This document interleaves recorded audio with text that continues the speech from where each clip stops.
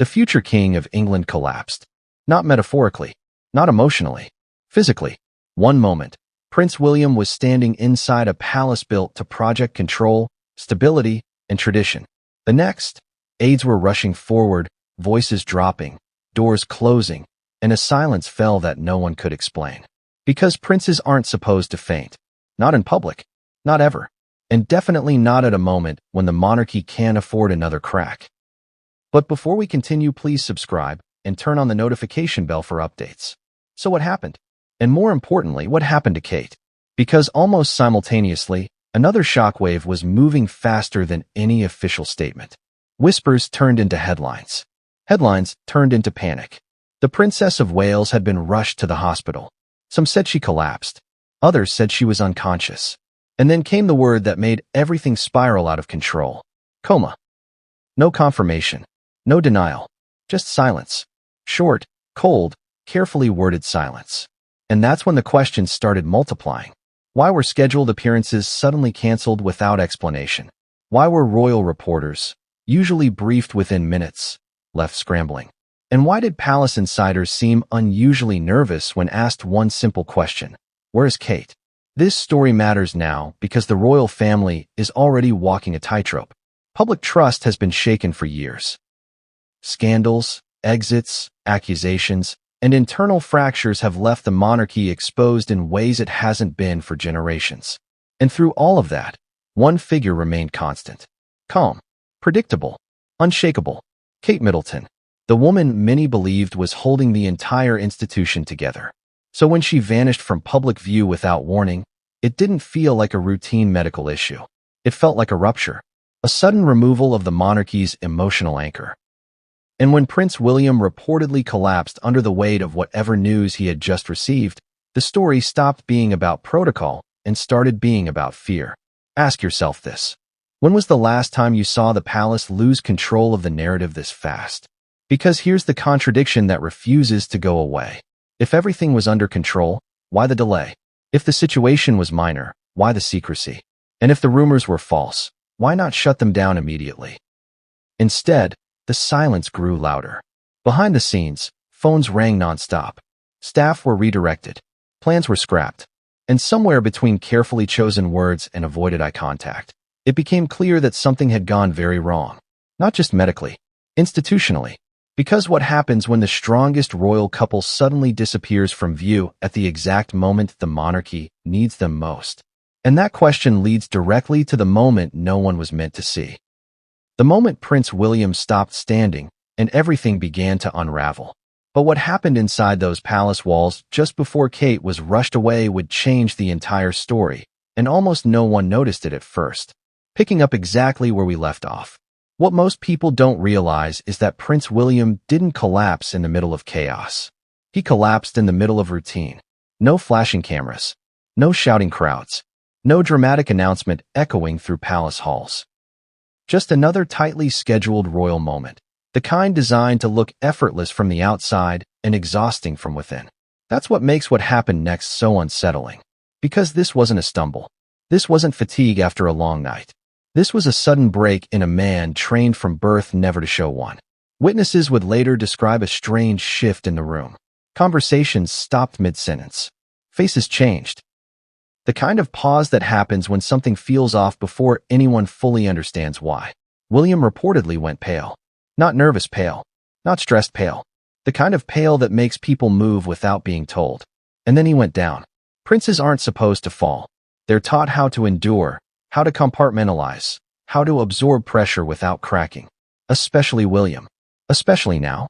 He's not just a husband or a father. He's the future of an institution already under fire. Which raises a chilling question. What kind of news does it take to knock someone like that off their feet? Because here's where the timeline starts to feel wrong. Within minutes of William's collapse, emergency protocols were triggered. Not publicly. Quietly. Staff members redirected. Rooms cleared. Schedules abruptly altered with no explanation. And while the palace would later insist everything was handled appropriately, those words did little to explain why no one seemed prepared to answer basic questions afterward. This wasn't how minor incidents were handled before. So what made this different? Some insiders suggested emotional overload. Others hinted at a sudden phone call, a message delivered without warning.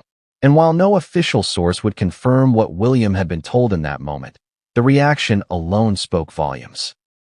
Have you ever seen someone receive news so heavy that their body reacts before their mind catches up?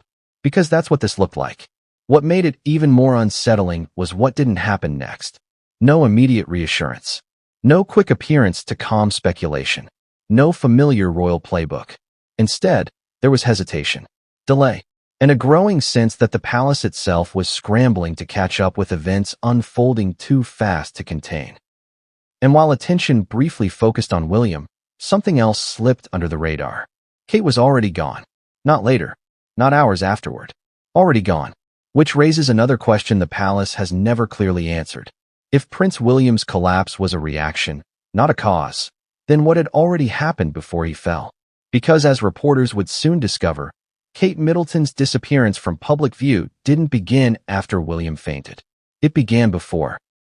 And once that realization set in, everything about this story shifted.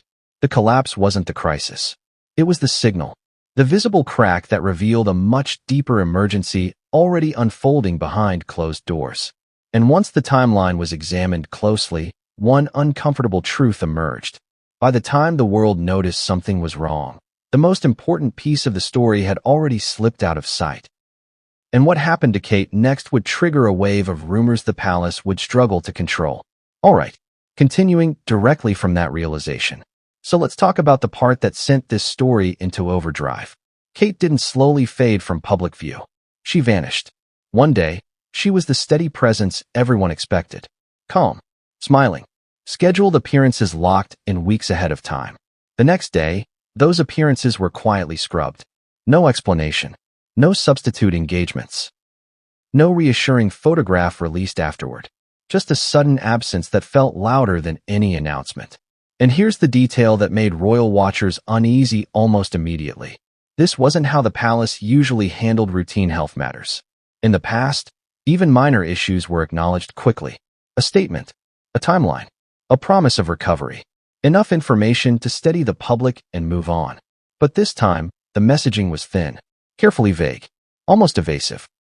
Words like rest, precaution, and temporary floated around without ever anchoring to a clear reality. Then came the hospital reports. At first, they were whispers. A sighting here, a source there, a suggestion that Kate had been rushed in under unusual circumstances. Then those whispers grew sharper. Unconscious, emergency admission, restricted access, and finally, the word no one was prepared to hear. Coma. Now, pause for a second. Ask yourself this. In an age where information travels instantly, how does a rumor that's serious spread so fast without someone trying to stop it? Because the palace didn't immediately deny it. They didn't confirm it either. They did something far more dangerous. They waited. And waiting created a vacuum. A vacuum the internet is always happy to fill. Speculation exploded. Foreign outlets ran headlines that British media hesitated to touch. Social media threads dissected every cancelled appearance, every delayed statement, every oddly phrased sentence. People began connecting dots that may never have been meant to connect. And the more the palace tried to slow the conversation, the faster it moved. This is where emotion took over. Kate isn't just a royal figure. She's seen as the human face of the monarchy, the mother, the stabilizer, the one who made the whole institution feel survivable after years of chaos. So the idea that she could be unconscious, unreachable, or worse, it rattled people in a way few royal stories ever do. And the contradictions didn't help. If the situation wasn't serious, why restrict information so tightly? If it was serious, why not prepare the public? Why allow rumors of a coma to dominate the narrative instead of addressing them head-on? Every unanswered question made the silence feel intentional. And hovering over all of this was one haunting image that refused to go away. Prince William collapsing. Not after days of stress. Not after a public scandal. But right as Kate disappeared from view. Suddenly, that moment didn't look like exhaustion. It looked like impact. As if something had already happened, and William's body simply reacted before the story caught up. And just as the palace tried to regain control, another problem emerged. The timeline didn't match the statements. At all. Because once journalists started digging, they realized something that made this story impossible to ignore. Kate hadn't disappeared when the palace said she did. She'd vanished earlier. And that discovery would pull the entire narrative apart, piece by piece. So when journalists started rewinding the clock, the story shifted from concern to alarm, because the dates didn't line up. According to the palace, Kate's absence began at a certain point. A clean, controlled timeline. But when reporters cross-checked public records, private schedules, and off-the-record confirmations, they noticed something unsettling. Kate hadn't just missed one appearance. She'd quietly slipped away from multiple commitments earlier than acknowledged. Meetings that were never announced as canceled. Preparations that suddenly stopped. Plans that vanished without explanation. That's not an oversight. That's a pattern. And patterns are what investigative reporters live for. Here's where things got uncomfortable for the palace. The more people looked, the clearer it became that Kate's condition may have escalated rapidly, forcing decisions to be made before anyone outside a tight inner circle could be informed.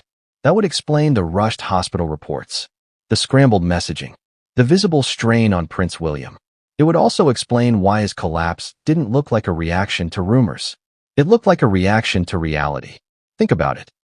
If you're told something alarming about the person you rely on most, something sudden, something that changes everything, would your body wait for permission to respond? Or would it betray you in the one place you're never allowed to be human? That's the contradiction the palace couldn't smooth over. On one hand, they wanted calm. On the other, their own behavior signaled urgency. Restricted access. Tight-lipped staff. Carefully staged appearances by other royals meant to project normalcy, but instead highlighting who was missing. Kate's absence became the loudest presence in the room. And the public noticed. Online, the tone shifted. This wasn't gossip anymore. It was concern mixed with frustration. People weren't asking for details out of curiosity. They were asking because silence felt disrespectful.